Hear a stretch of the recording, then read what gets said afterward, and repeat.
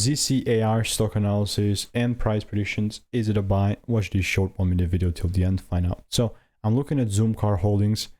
A phenomenal bullish trend, I suppose. Like this thing is up like bullish trend, bullish run up. This thing is up to 127% for Tuesday. And with this, I mean, I'm just kind of amazed, you know, like I would honestly didn't kind of expect something like that, but here we are on election day, boom, you know, we're going up. So regarding this, I'm definitely like, when the price starts to pick up like this is definitely something like from a day/swing trade perspective, something that I'm willing to double down on and just kind of get in as long as the rules are met. And what are the rules going to be? A simple double break on, like, for me in this case, it's going to be even like a 1-minute chart. So if I see like a 1-minute chart double break, that's a market that I'll take up.